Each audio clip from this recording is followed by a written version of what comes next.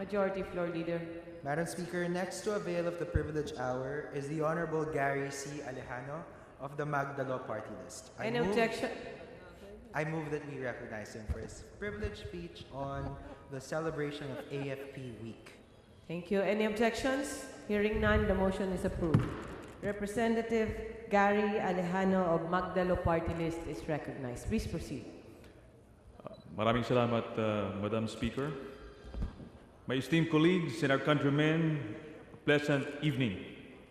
I rise in a matter of personal and collective privilege in connection with this year's observance of the Armed Forces of the Filipino People Week. 3 years ago, during the 16th Congress, Republic Act number 10664 was enacted. The said law declares the last full week of August as the Armed Forces of the Filipino People Week in honor of the men and women in our armed forces of today and of the past who have relentlessly served our country to fulfill their duty of preserving peace and defending our territory. But the preservation of peace and the defense of our territory, the accomplishment of this duty, pose a burden to our military. We, my dear colleagues, as leaders of our nation, have the responsibility to protect their welfare and lighten this burden. We must continually express and manifest our support to them. We must be committed in protecting their welfare and ensuring that they receive the highest form of respect, befitting those who have selflessly responded to the call of service by providing them adequate equipment to effectively and efficiently accomplish their mandate. Ako po ay naka-uniforme ngayon, gaya ng nakaraang taon, bilang simbolo ng aking suporta sa ating mga sundalong nagsilbi at nagsisilbi pa sa ating bayan.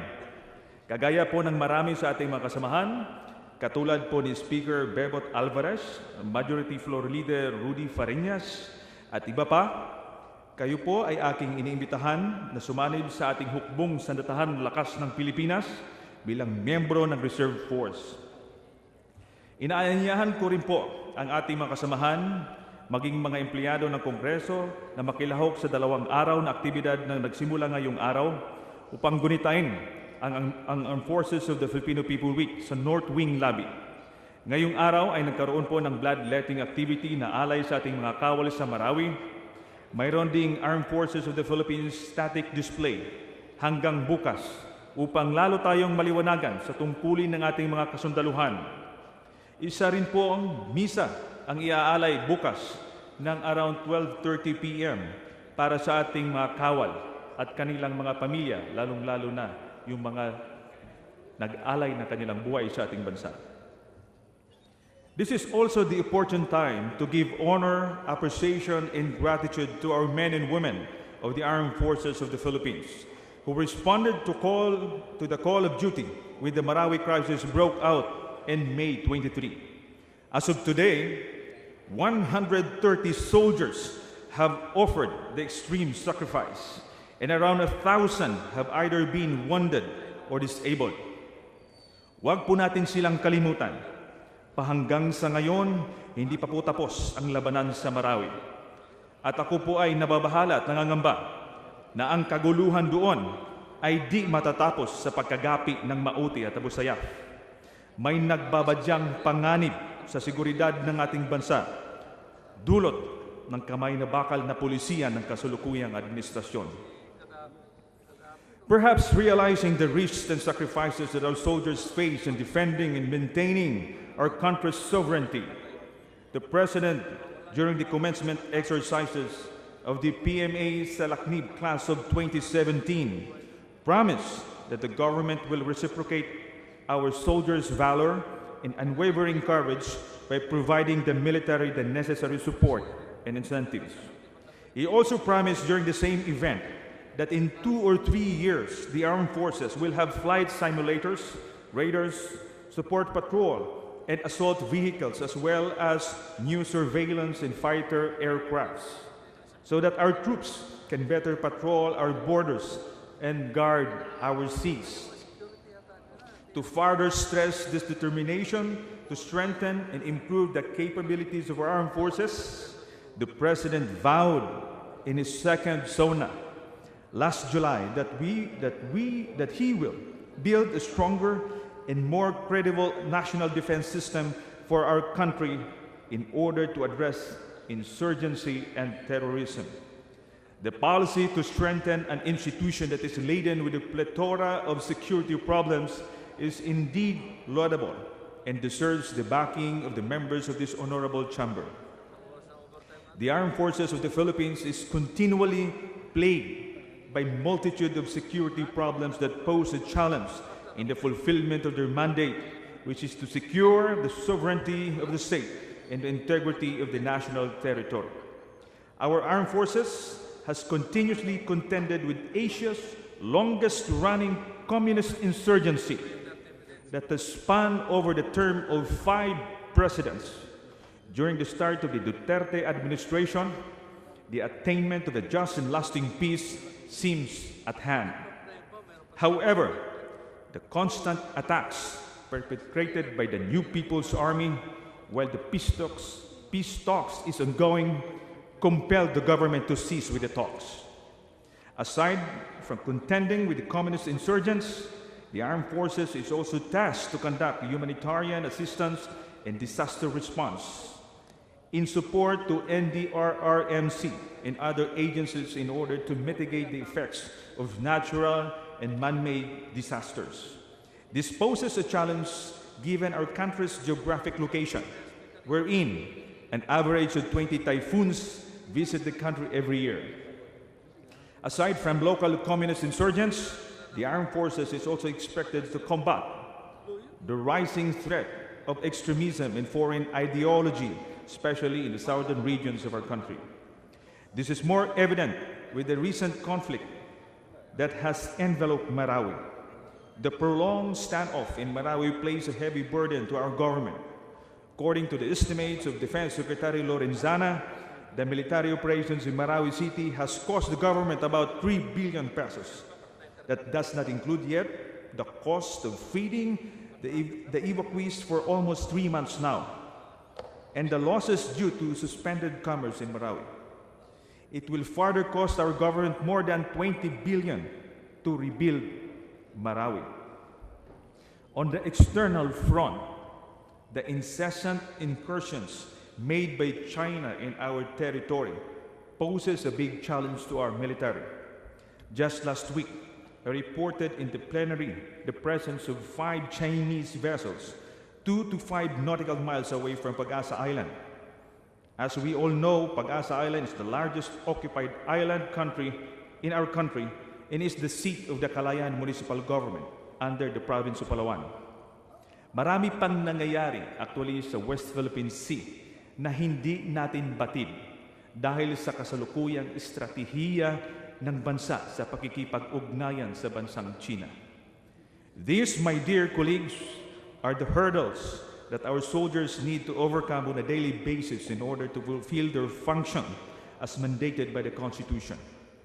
It is outstanding to think that our gallant men and women were able to perform all of this given the minimal support that we in Congress are providing them in terms of funding.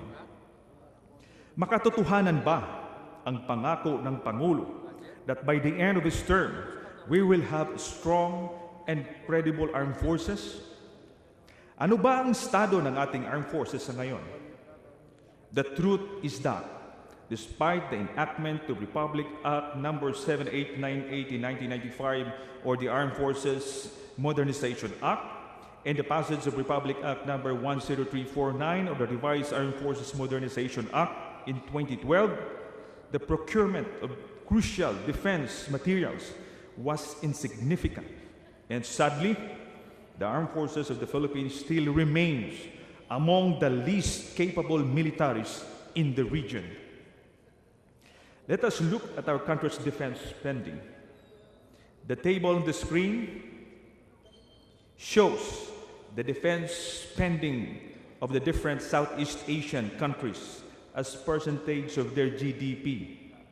The table shows that Brunei and Singapore allocate more in terms of GDP percentage from among the nations in ASEAN for their defense. This despite the fact that these countries do not need to contend with the kind of threats that our military face. Ang Pilipinas ay pampito sa 10 miyembro ng ASEAN pagdating sa defense spending as percentage of GDP. Next, the pie chart displayed shows the percentage of defense spending contributed by the different countries in ASEAN. Again, Singapore accounted for over a quarter of ASEAN's defense spending in 2014, or the equivalent of the spending of Vietnam, the Philippines, and Myanmar combined. The average defense spending as a percentage of gross domestic product was 2.2% in ASEAN in 2014. The Philippines is way below that average with 1.1%. The defense capabilities of our country are directed not only at one threat, but at several threats at one time. Hence, it could be likened to a butter spread thinly over too much bread. Defense spending is not solely about procurement of big-ticket defense materials like ships, aircrafts, and tanks. In fact, this is the total allocation to defense, which includes personnel services, annual operating costs, and capital outlay. It is noteworthy to state that pension for our retired members of the armed forces accounts for about 30% of the defense budget. Only a measly 13% of the total budget is allocated to the modernization program of the armed forces. Defense of our country is perceived in terms of the state of our defense capabilities and our determination to use these capabilities when the need arises. Nakakalungkot lamang na marinig natin mula sa matataas na opisyal ng ating gobyerno na hindi natin kayang depensahan ang ating bansa. Such pronouncements not only dampen the will to fight of our soldiers, but also destroy our reputation in the defense community. Bakit nga ba ganito ang estado ng ating armed forces? A little bit of history. When the United States left in 1992 after the U.S. military bases agreement was repealed, the Philippines was left with an armed forces that has very limited capabilities. The armed forces is basically internal security operations oriented, and its territorial defense capabilities amount to almost nothing. Hence, the Philippines embarked on a program to modernize its armed forces. In 1995, Republic Act number 7898 was enacted into law. This law provided the legal basis for the implementation of the Armed Forces Modernization Program. The Armed Forces Modernization Program would run for 15 years and would provide the armed forces an amount of 331 billion pesos, with an initial budget of 50 billion pesos for the first 5 years to operate its capabilities. However, of the expected 331 billion pesos funding for the armed forces modernization, only 35 billion pesos was released to the armed forces after 15 years. The Aquino administration provided an additional 16.9 billion for the same purpose. From this allocated amount, 18 projects worth 4 billion were completed, including the acquisition of the BRP Gregorio del Pilar, the acquisition of 8 brand new helicopters, and the provision of additional allowance for our soldiers. It is quite evident that the lack of funds doomed the successful implementation of the modernization program of the armed forces. As I have pointed out earlier, the legislature appropriated only 35 billion or 10% of the proposed 300+ billion to fund the program. Of course, the armed forces is not blameless for the poor implementation of the armed forces modernization program. Auditors from COA pointed out that there was low decision-making on some aspects of the modernization program. Also, there were a lack of personnel dedicated to the administration and management of the program, leading to poor implementation of the modernization program. Furthermore, the present procurement system and the reported corruption in some officials resulted to delays in the acquisition of military equipment. In 2012, former President Benigno Aquino III signed into law Republic Act 10349, or the Revised Armed Forces of the Philippines Modernization Act. It amended Republic Act 7898 and extends the military modernization program for another 15 years to boost the armed forces' capability as it aimed to shift from internal security operations to external defense. The law projects to allocate a budget of 75 billion for the first 5 years. It also institutionalizes the defense system of management. The passage of 2 modernization laws for the armed forces acknowledges the country's need to modernize the armed forces. The President has expressed his commitment to building a strong, credible armed forces.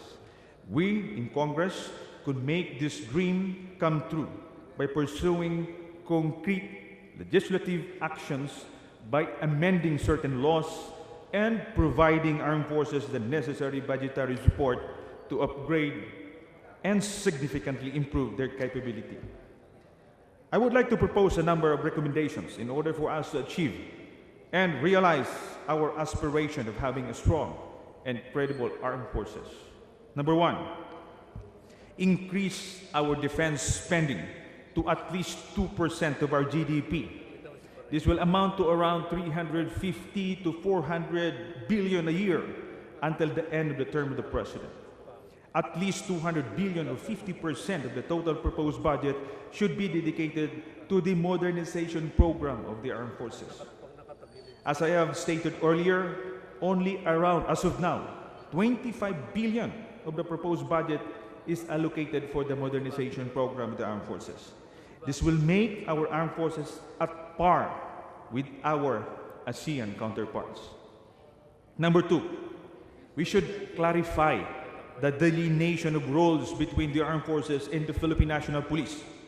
It is high time for us to revisit Republic Act number 8551, or the Philippine National Police Reform and Organization Act of 1998. Specifically Section 3, which places the Philippine National Police only in a supporting role to the armed forces when it comes to suppression of insurgency. A transition mechanism must be put in place to capacitate the PNP to take on the ISO role while the armed forces slowly focuses on its territorial defense mandate. Number 3, the current administration has already released its national security policy. I hope that this will be translated to a clear national security strategy. We, high officials in government, should also have a renewed appreciation of these documents. The National Security Policy, as per the National Security Council, is a document which contains the statement of principles that sets the strategic policy goals and objectives of this administration in order to attain the state or condition wherein the national interests of the Philippines, the well-being of its people and institution, and its sovereignty and territorial integrity are protected and enhanced. While the national security strategy lays down in clear terms how to achieve our national security objectives within our available means, the national security strategy also provides cohesion with regard to the programs implemented by the government in advancing our national interest. It is also high time, fourth, for the Congress to review the provisions of Republic Act 9184, or the Government Procurement Reform Act, and Republic Act 10349, or the Revised Armed Forces Modernization Law. According to the Armed Forces, some provisions of these laws hamper the timely acquisition of materials and equipment needed to upgrade the capability of our military. The Defense Department has already conducted a review of the procurement system, and we're just waiting for the recommendations to be submitted to Congress. Number 5, pension system. This is a ticking time bomb. Once and for all, we need to come up with a pension system to unburden our national budget which is the sole source of the funds for the pension requirements for our uniformed personnel of the country. Without a new law, the government would be constrained in increasing the base pay of our soldiers as it will have an effect of increasing the base pay of the retirees. My proposed bill to address this problem still awaits deliberation in the concerned committee in the House. Before I end, I just would like to call on the leadership of the Department of National Defense and Armed Forces to conduct a post-battle stress debriefing to our soldiers coming from the battlefield, particularly from Marawi. Post-traumatic stress disorder, or PTSD, is something that we often neglect. Hindi ito binibigyan ng pansin, kahit ang ating mga sundalo ay tahimik lamang na iniinda ito. Nakakalungkot ang sinapit ng isang aktibong sundalo na si PFC Rodilo Bartolome ng 53rd Infantry Battalion na nakadeploy sa Marawi. Siya ay napagkamalan at nabaril ng mga pulis sa Pagadian City. Kung totoo man ang ulat na siya ay balisa, dapat masusing imbestigahan ito ng ating armed forces. Behind modern equipment are our soldiers. We should make sure that their welfare are being taken care of, because the modernization program would amount to nothing with soldiers whose morale is low. The provision of upgraded equipment combined with the granting of proper services, benefits and entitlements that our troops and their families rightfully deserve is an appropriate expression of gratitude to the unwavering sacrifices made by the gallant men and women of the armed forces. I urge all of you then, my dear colleagues, to support our armed forces. They are your armed forces. Panghuli, nais kong saluduhan at pasalamatan ang lahat ng mga sundalong nagsilbi sa ating bayan, mula sa ating mga ninuno na naghimagsik laban sa pananakop ng mga dayuhan hanggang sa kasalukuyang henerasyon. Kayo ay mga bayani na di dapat kalimutan. Maraming salamat po, Madam Speaker. Magandang gabi po sa ating lahat. Thank you, Congressman Gary Alejano of Magdalo Party List, Majority Floor Leader. Madam Speaker, I move that we refer the privileged speech of the Honorable Gary C. Alejano of the Magdalo Party List to the Committee on Rules. Any objections? Hearing none, the motion is approved.